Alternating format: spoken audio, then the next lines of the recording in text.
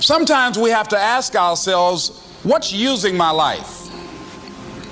Heard a guy give a lecture one time that says, we are today what we were when. And he was talking about the fact that we, to a great extent, behave, think, react because of some previous experience that we've had. One of the things that we know about life is that it is always changing. Sometimes you're up, sometimes you're down. Sometimes things go real well, and sometimes they don't. Sometimes you're happy, and sometimes you're sad. Now that's that thing called life. And when we begin to understand and know that, accepting that reality that we will never ever have things just on an even keel all the time, that you're going to have some ups and you're going to have some downs, but during those down moments, that's where the growth takes place.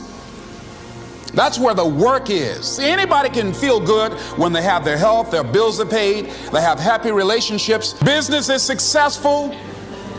Anybody could be positive then. Anybody can have a larger vision then. Anybody can have faith under those kinds of circumstances. Am I correct? See, but the real challenge of growth, mentally, emotionally, and spiritually, comes when you get knocked down. Somebody said that adversity introduces a man to himself or a woman. How you handle it, that's where the growth takes place. When I was facing some challenges, I had a guy say something to me, and I suggest this is one of the first things that you want to do when you're facing a challenge. You want to get unstuck. Evaluate where you are. Look at it, assess yourself. Assess yourself and assess the situation. What brought you there? What role did you play? Earl Nightingale had a saying I like. He said, all of us are self-made, but only the successful will admit it. What has brought you to this point? What did you learn from it? Are you learning anything, or are you doing it over and over and over again? Somebody said that insanity is doing the same thing in the same way, expecting a different outcome. Are you going through it, or are you growing through it? Are you bigger and better because of it? Because it's not going to leave you until you grow through it. I was going through a major challenge in my life that was wearing me out, that was using me. You see, your mind is when you go into a service station to get gas, you don't go in there and just start pumping. When you push the lever up, it clears the previous bill. By the same token, if you want to begin to move, you've got to clear your mind of all the unnecessary luggage and baggage that's weighing us down. I couldn't move, I couldn't think about what am I going to do to get out of this situation, because I was so concerned about what happened and what he did to me and how bad it was. I was so stuck in that I couldn't even focus on what I should have done. Feeling sorry for myself and angry, and none of that was taking me anywhere. So pretty soon I learned through effort, made a conscious, deliberate, determined effort. I had to let it go. I had to forgive it. Let it go and begin to focus on developing myself. And I say to you, you're going to have people to do things to you. Things are going to happen to you. And the most important thing to do is to harness your will and let it go and move so you can grow, so you can get on with your life. It doesn't matter about what happens to you. What matters is, what are you going to do about it? All of us have experienced some tragedy, and if we haven't, we will. And you can either let it destroy your life, or you can build upon it. You can permit it to let it hold you down, or you can decide, I'm not going to let that happen to me. I'm bigger than this. Make a declaration to yourself. Declare all out war that you're going to get out of this rut. I don't care how good you are. I don't care how talented you are. I don't care how much you work on yourself. There are some times when things aren't going to go right. They just are not going to go right. There are times when anything that can happen will happen. Murphy's Law will be knocking at your door. Why? I don't know why. That's called life. And you have to deal with it. Sometimes your life will be in a slump, just like sports. Some of the best shooters can't hit baskets different times in games. They get in a slump. Do they sit on the sideline and say, I just didn't hit a basket today? No, they continue to execute. I suggest to you that if you are facing a challenge, don't stop.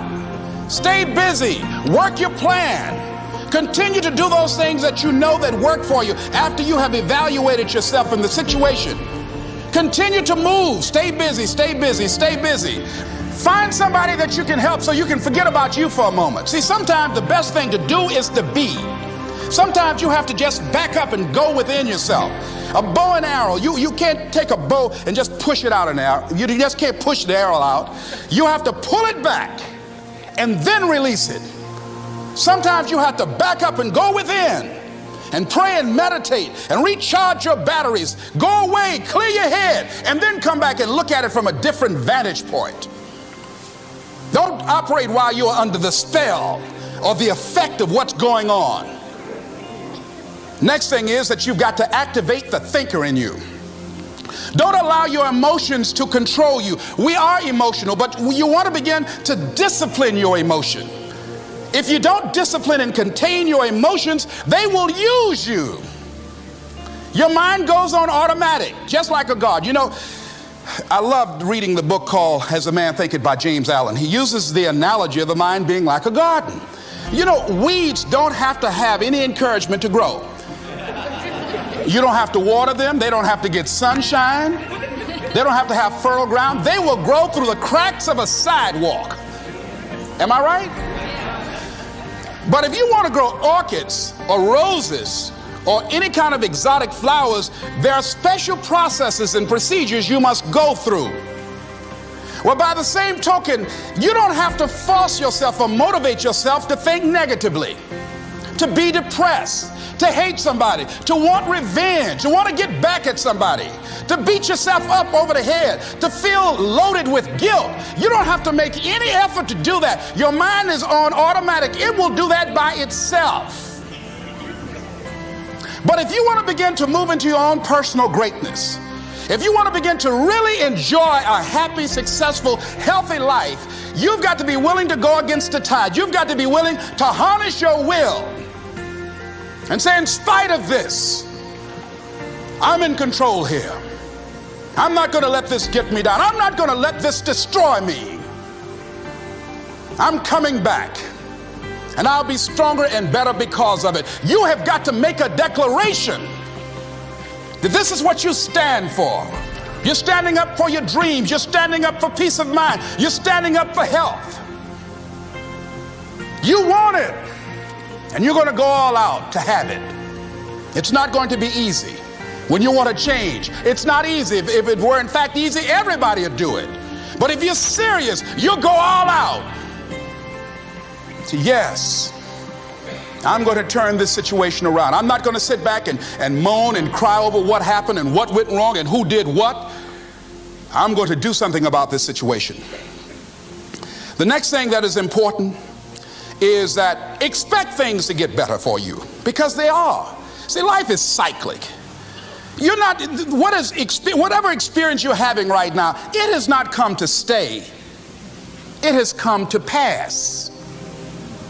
Not to stay, just to pass. It's just going through.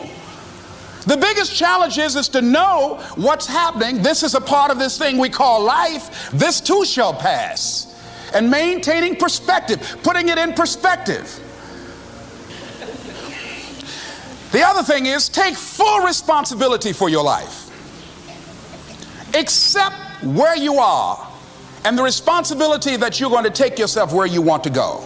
Someone said we have two primary choices in life. We can either accept conditions as they exist, or we can take the responsibility to change them. See, a lot of people want to exempt themselves from taking responsibility. All they want to do is talk about the problem. Every time you see them, they'll tell you their story over and over and over and over again. No. You want to take responsibility for your life. I got me here, I can get me out of this. And I'm getting out. I'm not going to be a volunteer victim. George Bernard Shaw said there are two kinds of people in life. You know, he said those that make things happen, those that watch things happen, and those that don't know what happened. And he said the people that get alone in this life look around for the circumstances that they want, and if they can't find them, they make them. They create them. So part of beginning to get unstuck, you've got to decide that the behavior pattern that you have adopted doesn't work for you. You've got to change your strategies, and changing your strategy means reinventing your life, recreating you, and you have the power to do that. You can decide that you're going to change, that you're not going to be a wimp. You can decide that you're going to stand up to life. You can decide that I'm going to live each day as if it were my last. You have the power to make that decision. You can decide I'm going to work on myself and develop myself. I'm going to empower me. And all of these things that are happening to me right now, they're just temporary inconveniences. They're not stronger than I am. I'm in charge here.